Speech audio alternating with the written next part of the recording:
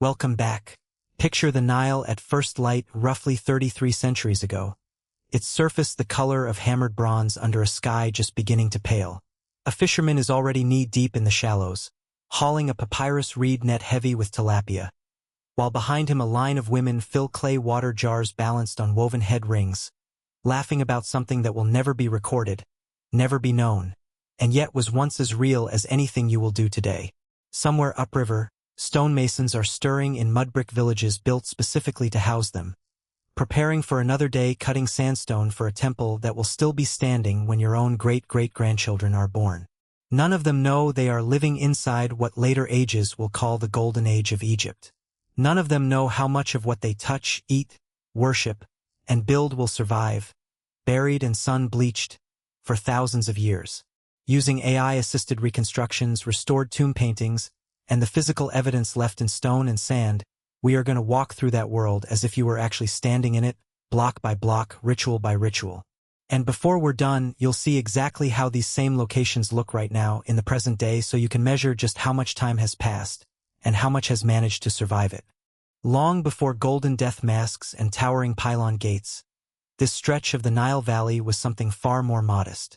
Thousands of years earlier, scattered farming communities had settled along the riverbanks, drawn by a flood cycle so reliable that early Egyptians built their entire calendar around it.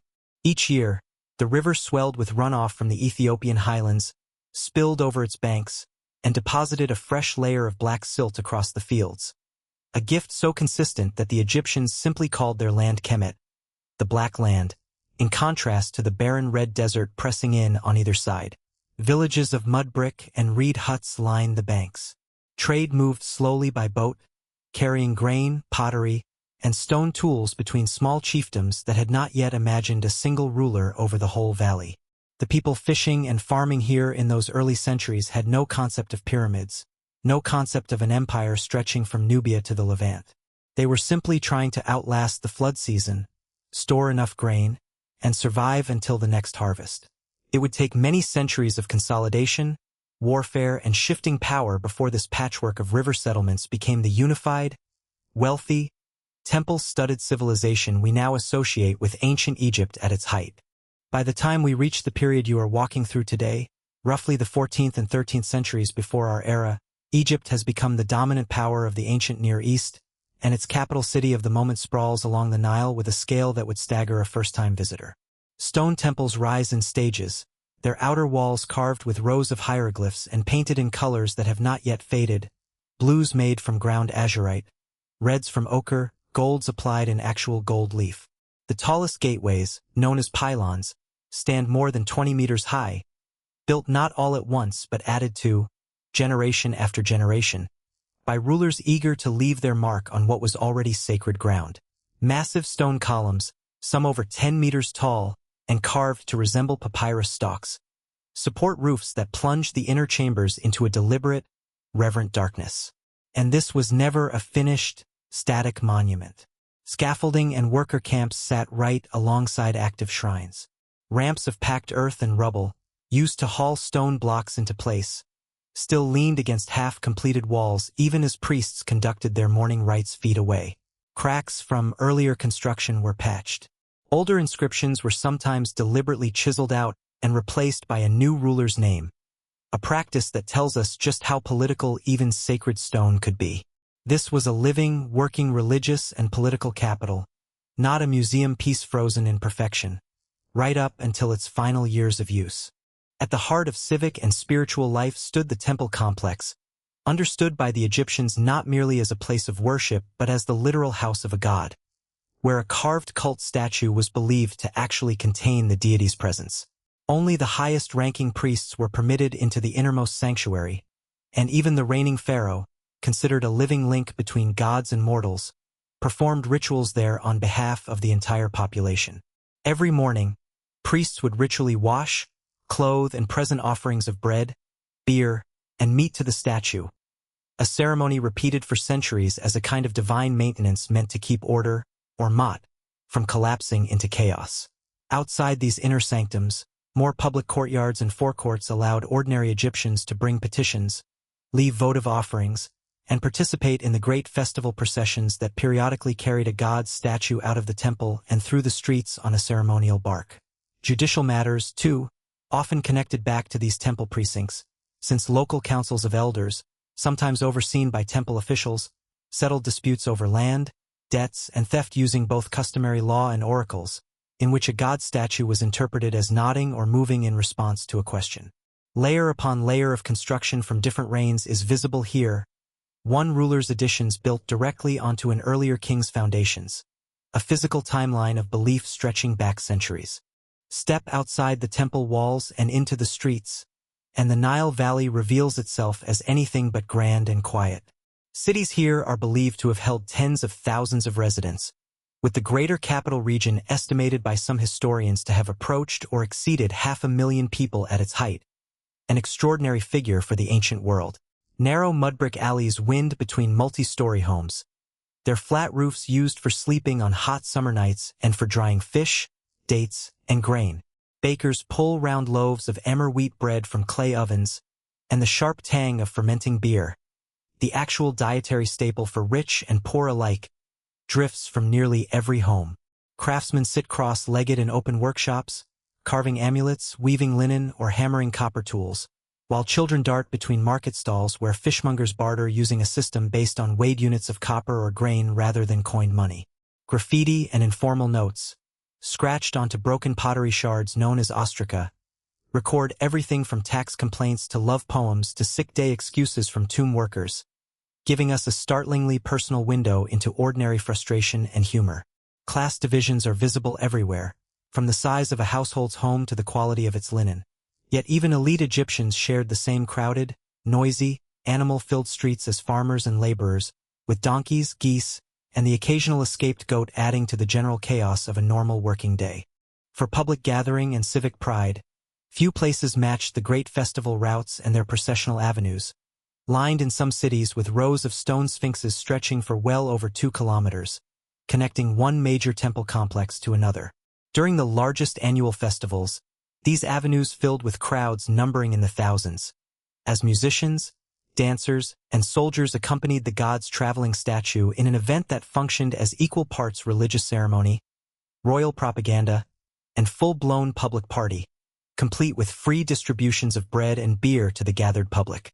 Boats played their own central role in civic identity, since the Nile itself functioned as the primary highway of the kingdom, and elaborately decorated ceremonial barges, some reportedly over 60 meters long and gilded in gold, carried sacred statues or royal officials along the river during major festivals, drawing crowds along both banks to watch the spectacle pass.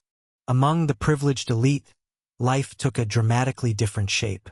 Wealthy officials and nobles maintained walled estates just outside the crowded city center, complete with private gardens, artificial fish ponds, and shaded columned porches designed to catch the cooling north wind. Wall paintings inside these homes, still vivid in surviving tomb replicas of daily life, depict banquets with musicians playing harps and lyres, servants offering wine in painted ceramic cups, and guests wearing cone-shaped perfumed wax ornaments atop elaborately styled wigs, believed to slowly melt and release fragrance throughout the evening. Furniture was inlaid with ebony, ivory, and gold leaf, and alabaster vessels held imported oils and cosmetics. Yet for all this luxury, the same river that made these estates possible, and the same skies that seemed so reliably clear, would soon prove that neither wealth nor status could offer any real protection from what history had planned for this valley. The turning point for this golden era did not arrive as a single dramatic instant, but as a slow accumulation of pressure spread across generations. Historians point to a combination of factors beginning in the 12th century before our era.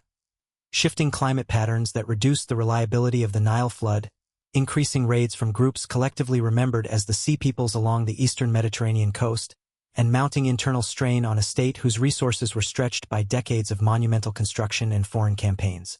Temple economies, once flush with tribute from conquered territories, began facing food shortages severe enough that surviving records describe the first known labor strike in recorded history, when tomb workers, unpaid and hungry, simply stopped working and marched in protest. Royal authority weakened. Border garrisons, once feared throughout the region, found themselves increasingly unable to repel raiders. To those living through it, the changes likely felt gradual and survivable at first. A bad harvest here, a delayed grain shipment there, rather than the beginning of a centuries-long decline. Only in hindsight does the pattern become clear. The same flood cycle that had built this civilization was faltering, and with it, the economic and religious systems built entirely around its predictability. In the centuries that followed, once thriving temple cities saw their populations shrink, their workshops fall silent, their ceremonial avenues gradually swallowed by wind-blown sand. Some structures were deliberately dismantled, their carved stones reused for newer buildings under later dynasties or much later under Greek and Roman rule. Others were simply abandoned to the desert, their painted colors slowly fading under centuries of sun and dust, their names and purposes fading from memory even among the descendants of the people who built them.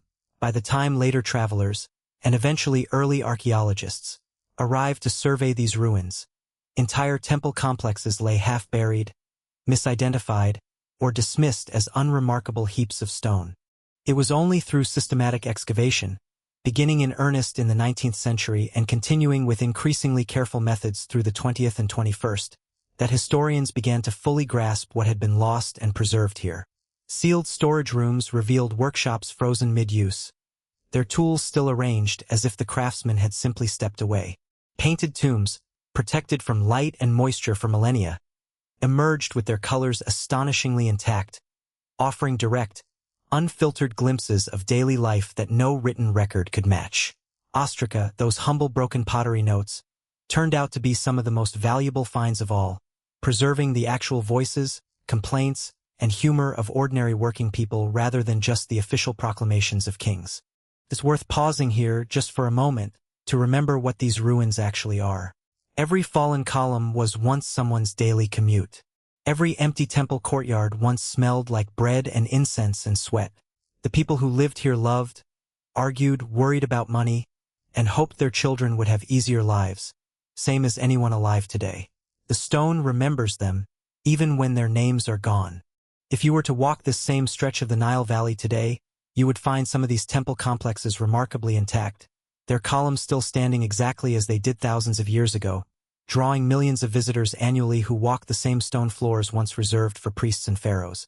Sections of the Great Processional Avenue have been painstakingly excavated and restored, its sphinxes re-erected after being buried under city development for centuries, allowing modern visitors to walk nearly its full original length. The ceremonial barges themselves are long gone, lost to time and reuse, but full-scale reconstructions and surviving models now sit in museum collections, giving visitors a sense of their original scale. The noble estates with their painted banquet halls have not survived above ground, but their painted tomb replicas have, preserved in extraordinary detail and now housed in climate-controlled museum galleries where their colors remain as vivid as the day they were finished.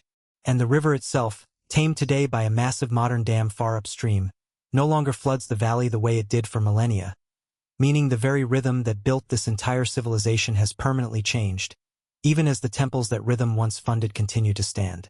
Thank you so much for spending this time along the Nile with me.